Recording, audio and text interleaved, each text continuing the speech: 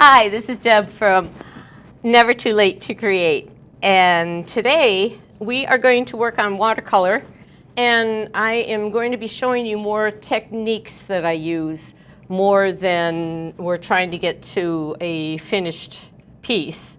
You know, we will get to that, but we're going to do, I've been working on a lot of these larger watercolor.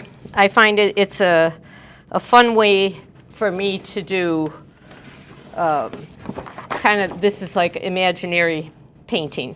I find that I keep doing a lot of pathways. These are all pieces in process.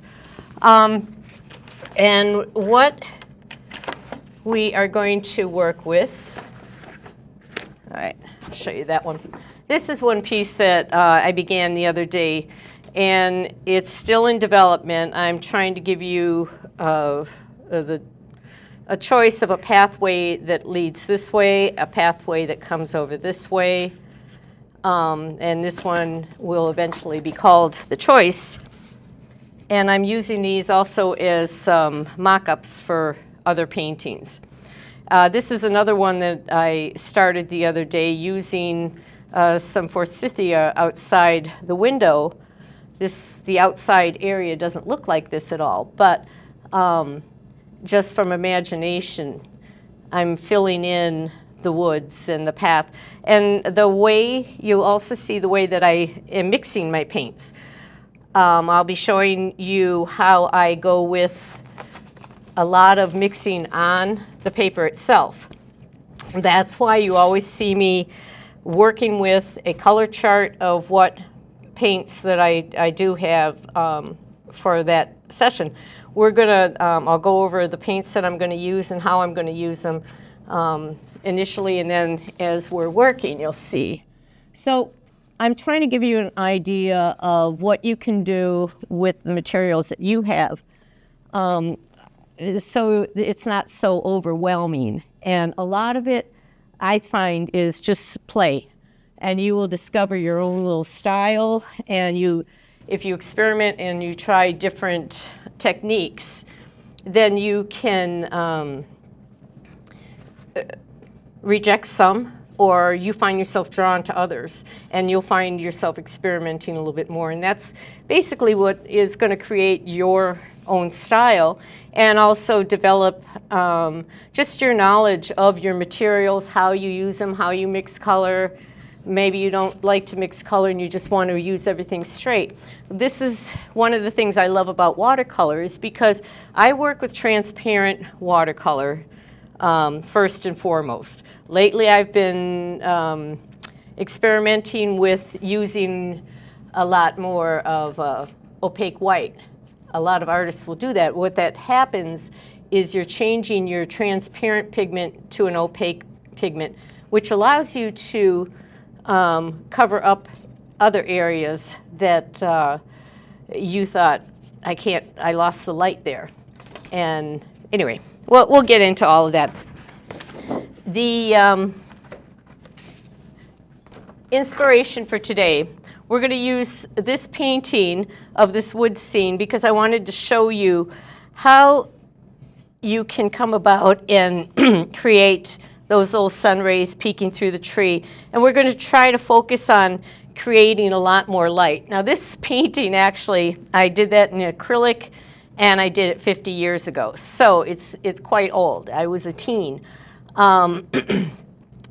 It's with acrylic, and I was using a sponge to get all the little leaves, and we'll show you that a little bit on when I'm showing you, different techniques here. So this is kind of a mock-up I did just to see possibly where we're going to be going. I'm getting used to where the cameras are. All right, I'm going to start from jump. We today are going to be working with the Strathmore watercolor. This is 300 series, which means this is a practice paper. It is paper. A watercolorist will work on, you want to do your good watercolors on good watercolor paper because that is 100% cotton. This is a paper product, so it's a nice heavy paper, and I do use it the same way I use my professional watercolor paper, but it's good for practice. It's nice when you're not so concerned that, like this, if this were a sheet of watercolor paper, it could run you easily over $10. So I'm going to start from jump because I want to show you how do I even attach things to the board. What am I doing? Right now I'm going to be using, this is just a masonite board. It does have the clamps on it. You don't have to go out and buy anything like that. If you have just a board, you can tape your paper to that easy enough. Now, I'm going to just cut this off because it's so much easier than trying to tear those perforations. So, we have different ways of, attaching. This one does have clamps, so I could just pop this right up there and be done with it. Add a side clamp as I feel I need to. And I just, for you that don't have a clamp on this tape hanging off is a manner of attaching a piece of paper to your board without having to use a clamp. And what we're doing on that is, at first I'm going to tape on the back. If I put a piece like that on the back, flip it around. So now this tape is holding the paper, and then I'm just going to lock it down onto my board. So you can do that around your paper if that's a better way for you with what materials you have. So that's the reason I was showing you that. Excuse me. So where is my paper? Also, your paper will have what's considered a more textured side and then a smoother side. So when you're putting it up, it doesn't matter which side of the paper you work on. But you take a look and you'll see a little bit of more of a grain on one side, a little smoother on the other. As you develop your style, if you work very smoothly, you might want to be working with a smoother paper. That would also be considered hot press. And the hot press paper is, because it's rolled after it's manufactured, it's rolled between these two rollers, and it presses down that texture that the paper naturally has. And so the hot rollers smooth the paper out and give you a very slick surface. And I actually tend to like just a regular cold press, which has a little bit of texture to it, or the rough, which has a lot of texture.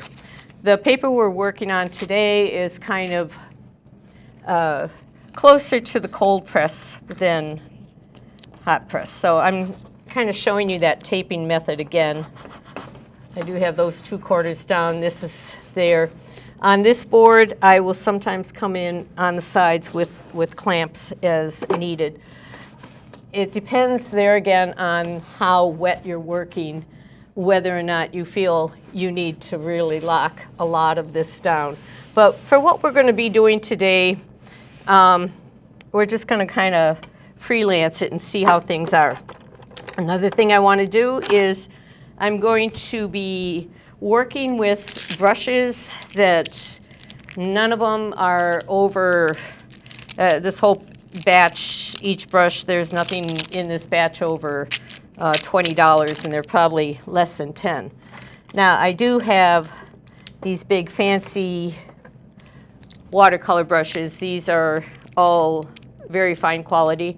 And actually, these, I inherited. I never would be affording these myself. They actually came from my father, who I received those, or they came out of storage when I ended up taking a watercolor class in college, which it was my last semester. But I really enjoyed watercolor. All right.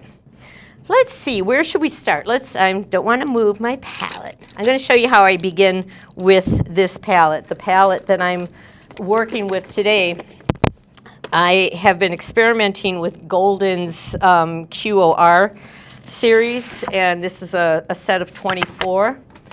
And they come in this set. It comes in a small, this is a 5 mil tube. And I had some samples that they sent, and I really enjoyed the blue, so I decided I was going to investigate a little further. So we come over to this palette, and this palette is dedicated to this set of pigments.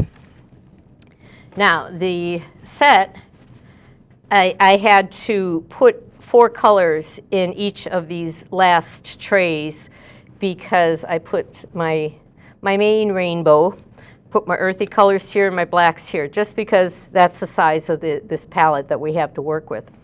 I have been using white lately on a few paintings, so this tray I'm keeping it just for that white because I don't want to contaminate any of these other pigments. These two are actually mixing trays. I am going to show you how a lot of painters will just scoop that stuff out and toss it in the garbage, but a lot of times I use that as just base color.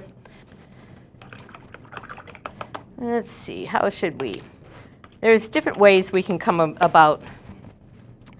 As I was talking about just using this to clean up my tray, I'm adding more water, and I tend to work very thin, and I work in layers. And so what I'm doing is considered indirect. I will build up layers, and sometimes I'm scrubbing them right back out just as quick as easy. What I'm going to do right now is I'm going to kind of block in some of my areas where I know I'm going to have paint anyway. That sounds very odd. You'll see. I'm just going to give myself a sense of where I'm going with this. So here's my horizon. Okay. And I'm going to bring up a little bit here for the trees.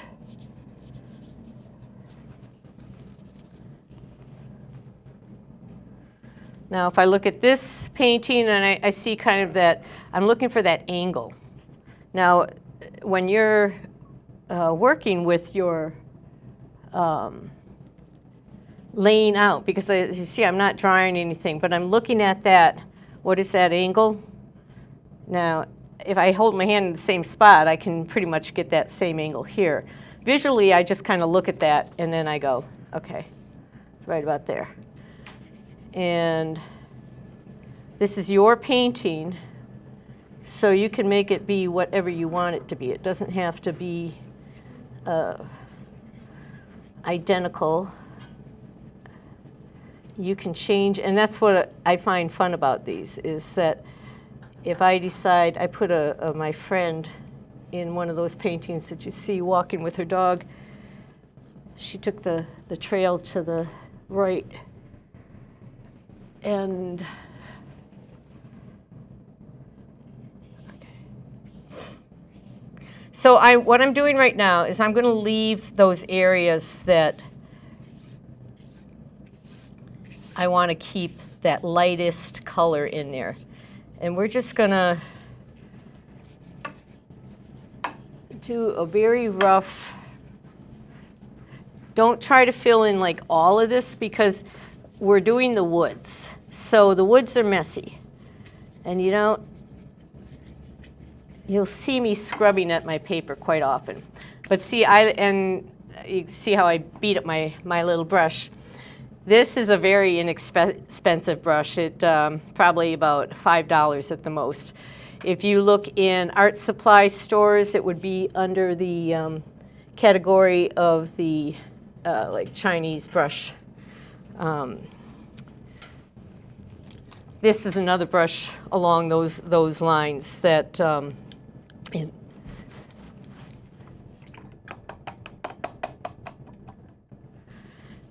they look bad once you see me scrubbing them around, but you can bring them right back down with a little bit of water, and they come back down to that nice point. And the thing that's great about these brushes is they do hold a lot of water. So when you go in and you're making your first initial sketching and I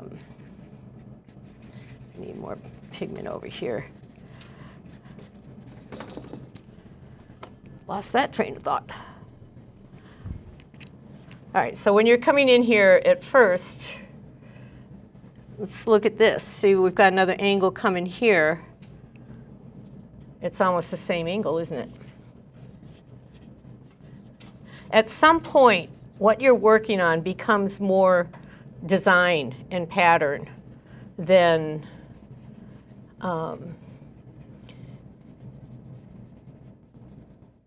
if you were out in the woods and you were trying to paint that trail or whatever.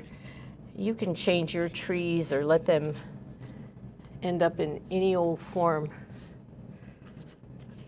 You don't have to sit there and paint every leaf. What we're trying to do is we're trying to get that atmosphere, the sensation. If you want a realistic painting, you can always just take a photo. You are going to be an artist. So that gives me enough of an idea of you know, the areas that I'm going to be filling in. You see I'm not really putting a lot in some of these areas where I have that lighter yellow. And if we look at this whole, how it just creates its own little pocket of color. So as you're evaluating what you're painting, you kind of look at those different shapes. You look at the placement, what's your spacing. And the trees are always a good thing for that, because see, now that I've already committed myself to these shadows, I need to have my trees mimic where those are. So I'm going to come back to here, and I have to figure out, well, where is that tree sitting? I'm going to put this one back a little further, because otherwise he is kind of dead center. So, as I said, a lot of times I'm using this just to clean up my palette. Okay, so I have already committed myself to where my shadows are here with the strips that I have already put in here, and I'm leaving my light areas for my sunshine. So what I'm going to do now is I'm going to kind of figure out where are my trees going to go. So if this one is throwing that shadow, I'm going to put this guy here, and I can easily use another paintbrush to give myself kind of a guide. I'm just picking up some of that messy non-color. So I came up here. I decided I was going to put that tree about there. I'm going to just start at the top of my paper, and I'm just going to let my hand drop right down. Now, if that bothers you when paint falls, for one thing, it's part of when you're working vertical like this. Depending on how you're controlling the water on your brush will depend on how much water you're slopping around. And that's all just something that you learn. Now while I'm here, I could come up, and I'm just going to reinforce where I'm going, where this, and I'm not trying to do a whole finish of this tree right here, or now I've got this guy coming this way. So how do we know? That might be a double tree right there, and maybe we just bring you up. So I'm just thinking of design, I'm thinking of patterns. Here, I'm just going to come here. I've got that guy. I let him have some crazy branches. I'm going to move this one up a little bit to the foreground. You can go up, you can go down. So we're just going to have this little clump of trees. I'm kind of bringing this other gray line back down just to kind of reinforce and let myself know where I'm going. And I'm making a kind of a judgment on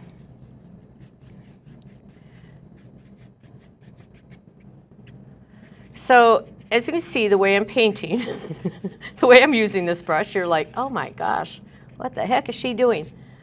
I'm just suggesting things right now. This is all just kind of the layout process for this approach. This is just one way of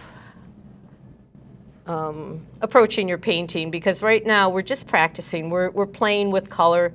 We want to get used to our pigments. We want to see what they can do. So we're not really trying to paint anything in particular, and yet we are. I'm trying to paint some place that I would like to be, or some place that I like to be. And I always enjoy being out in the woods, fresh air. But see now, even just by using those two colors, which in most respects, I had kind of a blue in the one pan and it was orange in the other. But usually it's in that where it's toward the reds, the yellows in the one mixing tray, and it's toward the blues in the other. Now you put those together and they become neutrals. So we will discuss that a little bit more, but that's why right now I'm not committing totally to the end result, how things are going to look. As you see, I'm just kind of using this brush, and you might think, oh my gosh, that's so sloppy. But that's painterly. That's knowing your, getting to know your materials and getting to know what your brush will do. Because if you spend all of your time with your little brush just going and trying to match that same tree line that you just saw somewhere else, that'll take a long, long time. This will still take a while, but we're just going to build up those areas. All right, so we have a general idea of where our tree lines are going to go. We know that this is going to actually get a lot darker. But see, and you could stop your painting at any time. If you were doing something that was more, you wanted everything to be very soft and pastel, that's one thing that's great about watercolor. You just use it a lot with a lot of water. And there again with these color charts that will tell you when I make this, let's come over here to this is almost a dot card, the way I made this color. So this is this color right here. The pigment right on that color is pure. I can just add water to it, but I can always come back and show myself again what that color is even stronger. I almost contaminated. But if you have just that little dot, I can still thin that off and use that pigment too. So I will be referring to this as we go on. All right. I have this little tray off to the side because if I'm not mixing down here in the tray, I can carry a color with me. And that's always fun to see whether or not she actually keeps it in the tray. All right, I am going to start with some yellow, and we're going to bring in some sunshine. Oh, we forgot we need a sky. Let's start with the sky. All righty. So with my sky, I'm going to show you, I'm going to wet part of the paper because I want you to kind of see the difference between if we're working, right now I've been working dry on dry paper. So I'm working wet paint on dry paper. You'll hear people talk about wet on wet, wet on dry, dry on dry, because you can, when you saw me kind of scraping that paint off, and I don't have a lot of water in my brush at that point, it's just pigment. So that would be your dry on dry. So I am going to take my handy dandy little sponge and I am going to clean out these trays, and so you can see how I do mix things. And I guess I always keep 2 buckets of water on hand. One is for rinsing and one is to give me clean water. And at the end of the day, I will wash the brushes and just get anything that may have collected over the, usually the watercolor, it's not gonna, it's not like when you're working with acrylic or oil. You definitely have something left on that brush and you need to make sure you are washing it with soap. I don't really find that I have that much left on my pigment with watercolor. And so if the brush is clean, it's clean. You don't have to go through a lot of gymnastics to wash it. All right, so we are going to start adding sky, and then we'll go to our leaves, or our sunshine. All right, so if I'm going with the sky, let's come back over here to our color chart, and I'm going to use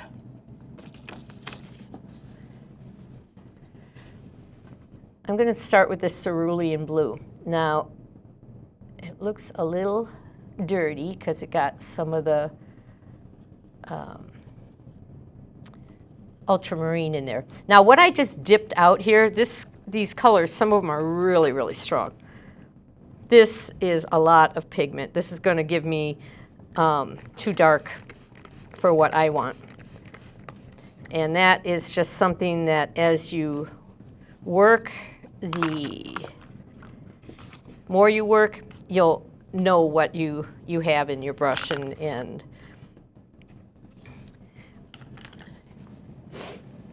some people will like to keep a test piece of paper off to the side so they can kind of come in here and see the strength. What I tend to do is I will check it, but I can check it in some area where I know that color will be warranted. So I can come in. Now, I didn't tell you about my brush. I'm working with a fan brush. This is a very cheap fan brush.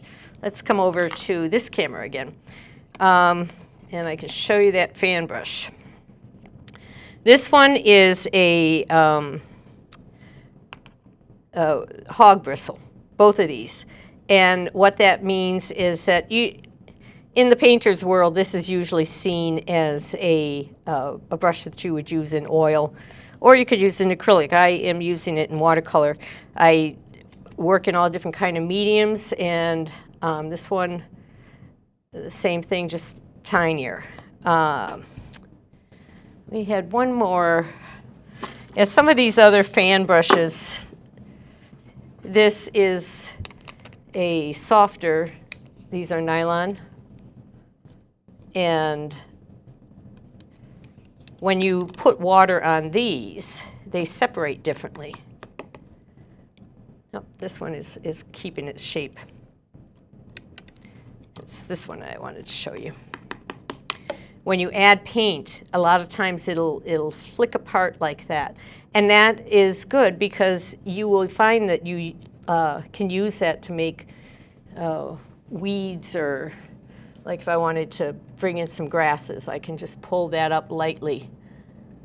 And as you saw, I was creating kind of the trees in the distance, just just lightly brushing that in there. If you see a hard line on some of your brush marks, don't worry about it. I'm going to show you what I do with that too. All right, I'm coming back up here. I have my bristle brush. I still have that blue paint on there. And I have one of my little spritzer bottles. I have tiny spritzer bottles. I have major ones. And I guess I didn't show you how I reactivate my paints as I begin. That's another day. All right. My paint's coming onto a dry paper. So that's why you're seeing all those lines. Now, if that bothers me, or if I want to soften it, I can come in here and I give it a little bit of spritz. I'm not touching it with my brush at this point. I'm kind of letting just the gravity soften that. And anytime you're painting with watercolor and you want a soft edge, you're better off if you start off with a wet piece of paper. See, because I'll keep these little lines in here. I'm going to cut around here a little bit. I need to make sure I don't lose all the areas that I'm going to be bringing in some of that yellow. And you don't have to paint everything at once. But as you can see, I'm just kind of leaving this, I'm painting it mainly dry paper. But I'm scrubbing with I'm kind of using my brushes. I'm kind of cleaning my brush on the paper. I'm just kind of letting it go until it doesn't have anything left to give. It doesn't have pigment in it, and it doesn't have water. I'm going to get my color chart. It flew away. Come back. Come back to me, you pretty colors. All right. Before I lose some of the areas that I want to have reading as sunshine, I'm going to get some of that in there.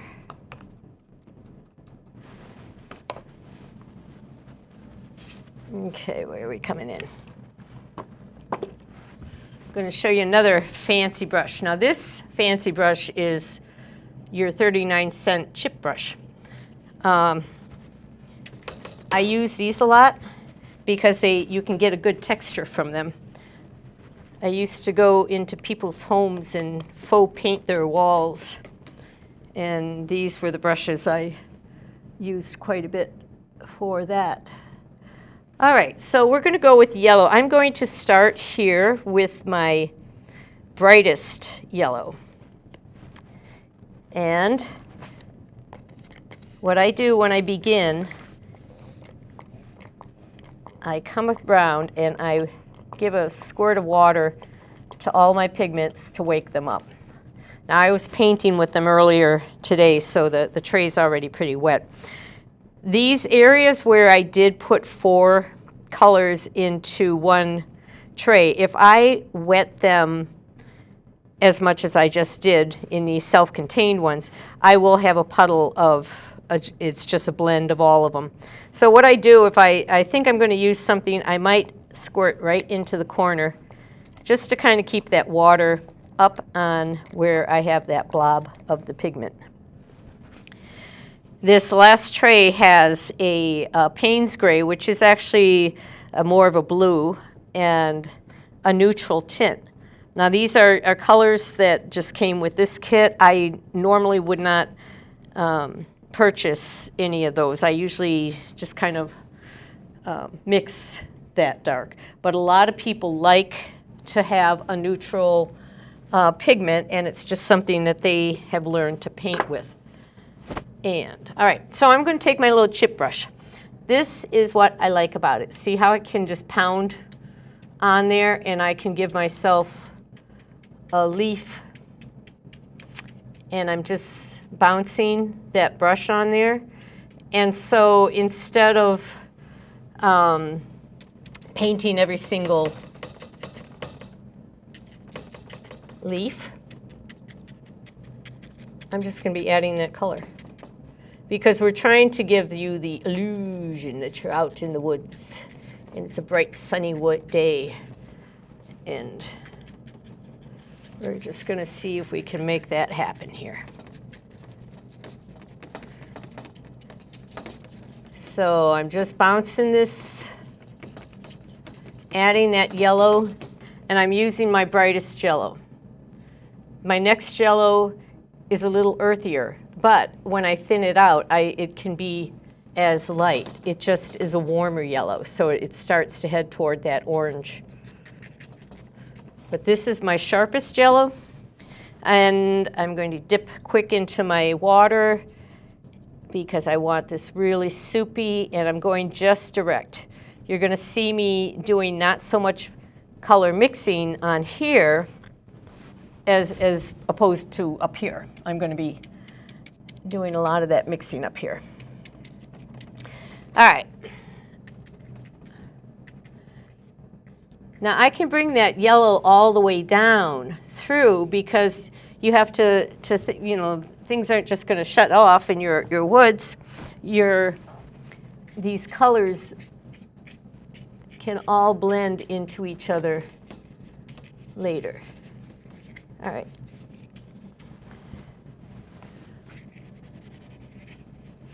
Now we have, let's get that sunshine down on the ground. There again, I'm just tipping this in. I've got more pigment on here this time around. See how it's coming out a lot stronger?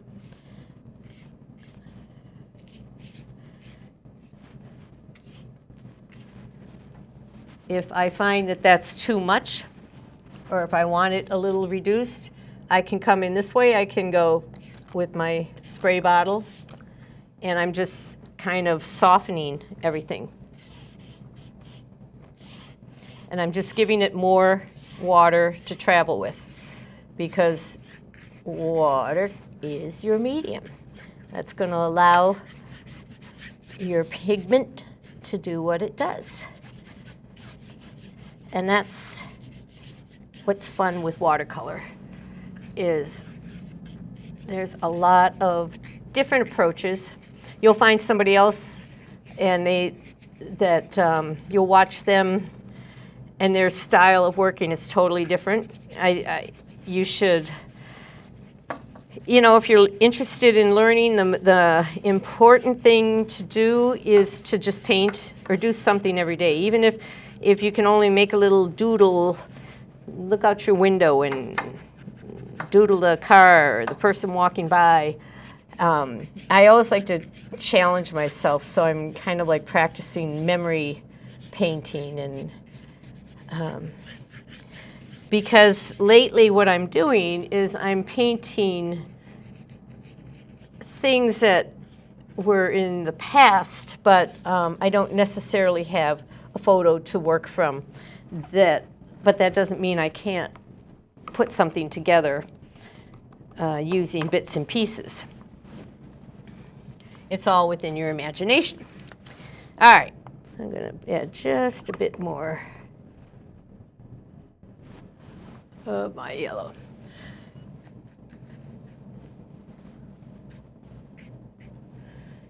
Now another thing, as you notice, in the areas that I did have the blue sky, when I come over there with that yellow, now I've got that green. So there again, this is because we're building up our layers. The other thing I kind of pay attention to, I try to pay attention to, is I try to make sure I'm not losing white before I'm ready to. Because when you're a watercolorist and you're using the white of your paper, you have to always kind of keep that in the back of your mind. Now, if you're one of these people that have learned to plan everything out, you'll have that all figured out. Right now, I'm kind of working with myself because when I learned, we didn't do gray studies. They said, paint what you feel.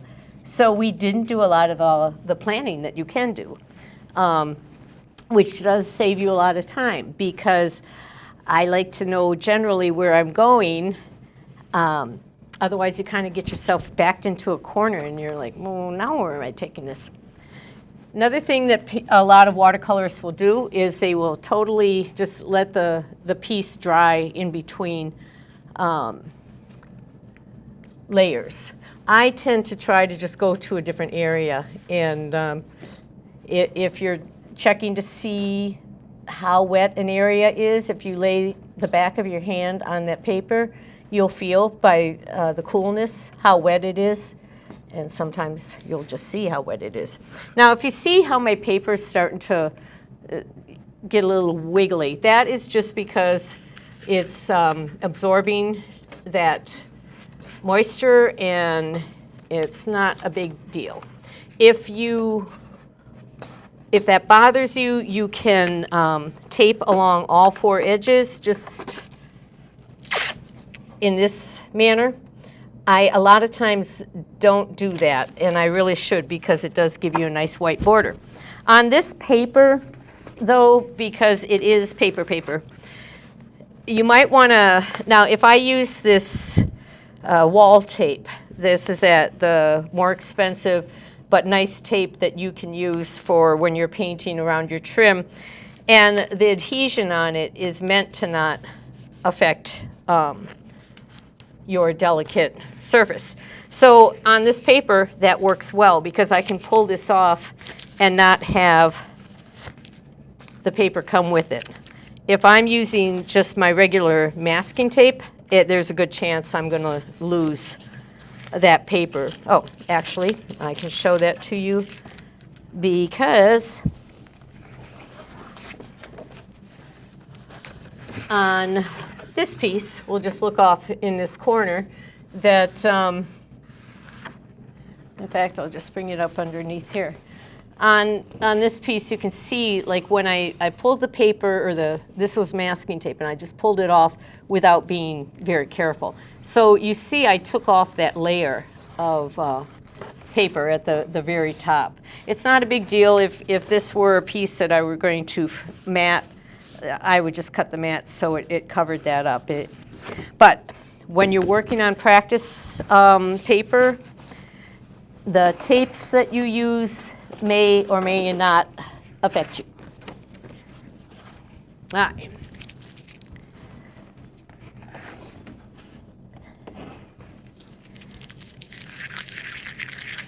Okay, so I'm just going to stare for a minute, see where I want to go.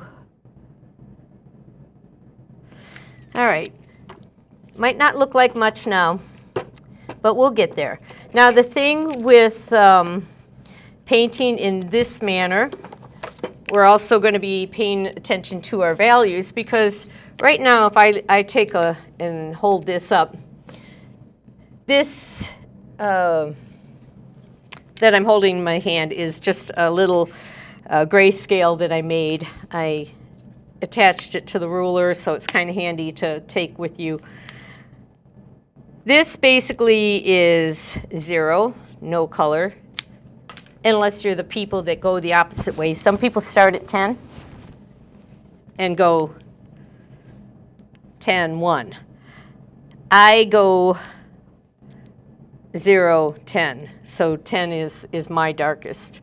If you're looking into these gray scales, you'll see there's two different approaches. At this point, when I hold this up, my colors are all in this lighter range. So these are all going to be in that background area.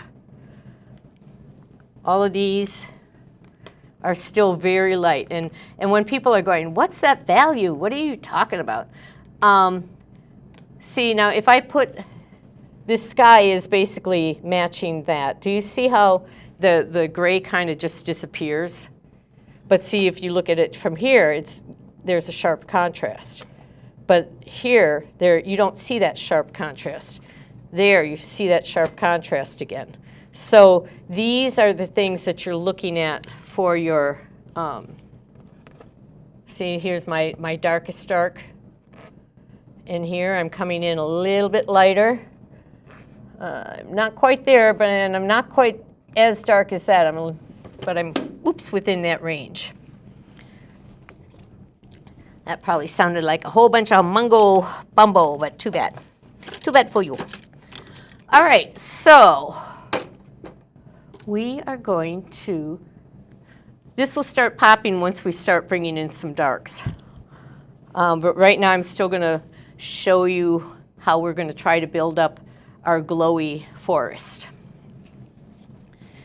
I'm going to come over here, and this time I am going to use the Nickel Azo. Now, I have dipped into my pigment. I'm going to just set that there. This is what I usually do, is at home I will have a lot extra trays, or I'll have this. And I will come and mix a color into a space. Some instructors, I mean, the quantities that they ask you to mix up, because they don't want you to run out. I just never painted that way. I would have ended up with a big pile of a color that I don't know what I would want to do with. It's just another manner of painting. When I first started getting back into painting, I signed up for a class, and she, taught differently, but I needed to kind of remember, what do you do? What did I do then? But everybody has a slightly different approach. I noticed that the way I sketched, she would say, no, draw one single straight line. And that was a challenge for me, because I was so used to being non-committal. And I would kind of sketch my thing, and then I'd pick out the line I really wanted, and I'd get rid of all the other stuff. I've decided I'm very non-committal. Now, can you see, are you starting to see it's glowing? Because see, what's happening here is we have that cooler yellow, and now it's starting to sit next to a warmer yellow. And they kind of start reacting.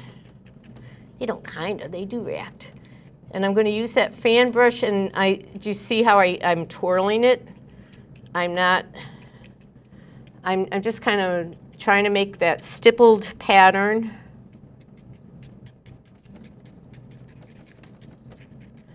If I see anything that's too sharp, I can always soften that with more water. But at this point, that's not really anything that we need to be concerned with. Okay. All right. In this painting, there's a little bit more of a peachy glow on this side. It's kind of hard to see on that painting. Because of the person that painted it. But what I'm going to do is, I should actually be showing you that on the, it's kind of a warm orange. I'm coming up here, I just grabbed some of this burnt sienna. See how faint I can make that? I can go in there. This is stronger, but I'm just kind of adding that color to that area. Watching that shape, looking to see.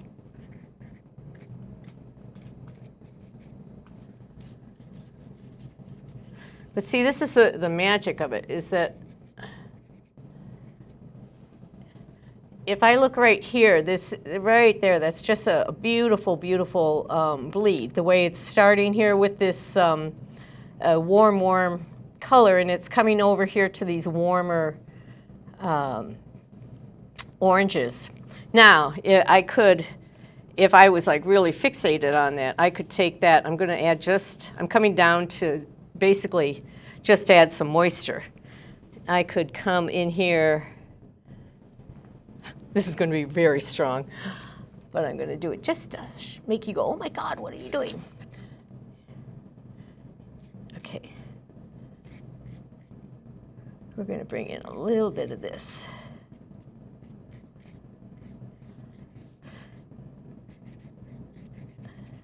This is what I find fun about not having to particularly follow anything. If you were doing like a commission or something, you need to paint what is there. But if you're just doing some stuff for yourself and you're just kind of playing around, this is more of an approach to get you to just experiment. On here, I'm going to build up a little bit of this area. Now, another thing I do is I don't always pick up paint directly from the tray, if you notice that. I'm a lot of times working just with the, did you want me to stop at anything? Oh, no, sorry. Okay. No. Oh, sorry. So that red line was pretty shocking at first. But I can turn it into just another part of the woods.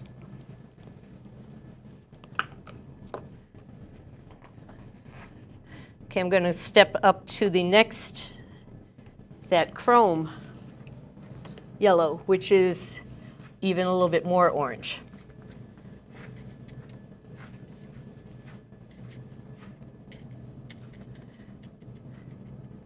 And I'm going to focus on bouncing the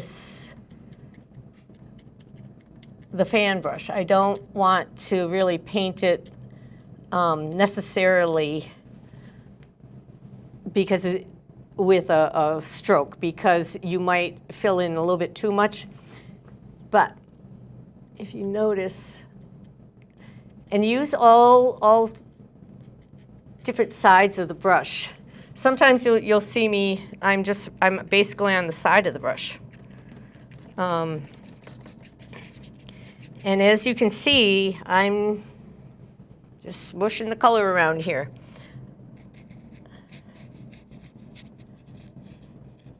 So I'm encouraging you to experiment with the materials that you have. And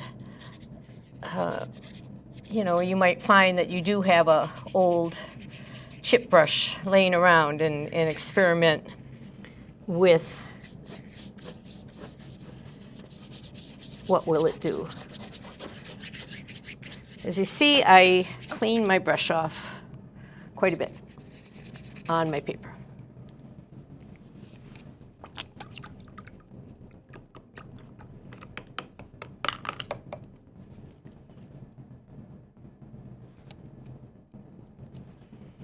Okay. All right, I'm going to come over here to this red. I'm just going to add that in here. Now, let's look at a couple things. If you are mixing now this whole set, you have what they would consider cool yellow, or your base yellow. And then as it gets a little orangier, you're drawing to your next primary, which is your red. So here's your first primary, the yellow, then you've got your red, and then you've got your blue. And these all fade out, and some of these colors might not look quite the same. Here's another little, when I moved this tray coming over here, I ended up slopping a little bit of ultramarine blue into some of these other colors. For the most part, it's not going to upset me, but what you do is you just take one of your brushes that you know absorbs water well, and just set it down in the corner and just kind of pull off that top layer. Don't try to mix it in as much, because you will end up contaminating the whole bin. But that's how, if your pan got a little bit dirty, you can still pick that all up. And you won't have that much left in there that it's going to make oops.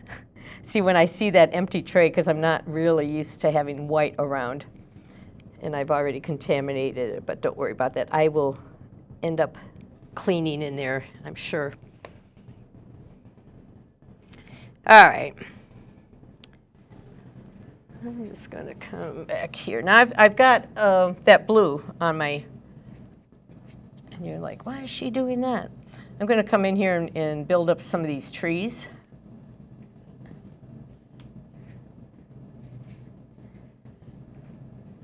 So this is the mixing on the paper. But do you see that I'm also bringing in a much darker value? Once we start really pulling these darker values in, you'll start to see the shapes come a lot quicker. All right, so that blue that I'm using, I'm kind of just smushing it around here. I'm thinking of the fact that I have a nice blue sky.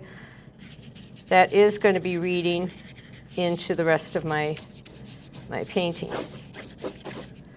If you notice on this, you kind of end up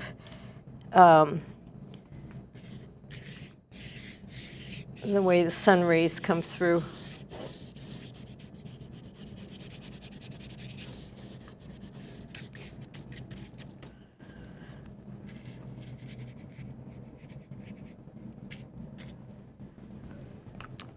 I like to use purples in the shadows.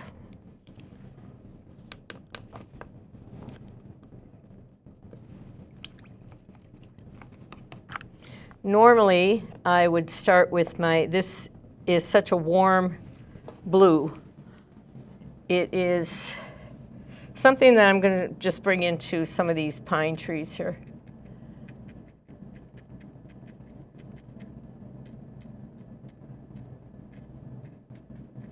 See how I'm using this brush?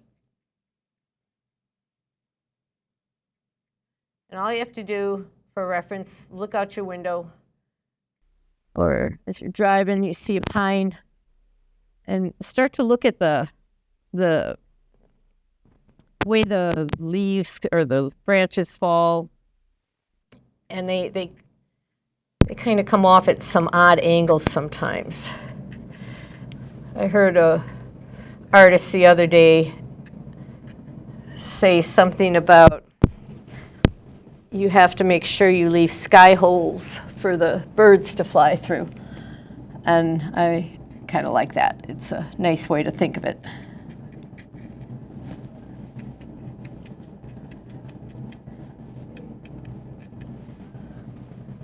But see, now I've been adding just that blue. You didn't see me mix a green, but now you're starting to see some greens pull through because it's starting to mix with those yellows underneath. So if you're looking at your color wheel, you've got your yellow, you got your blue, in between a bunch of greens. So if you're working in layers like that, you can, in your brain, you're kind of thinking like a process printer would. A process printer would start with that pure yellow, and then the magenta would come on top, and you'd have cyan, and then most likely a black.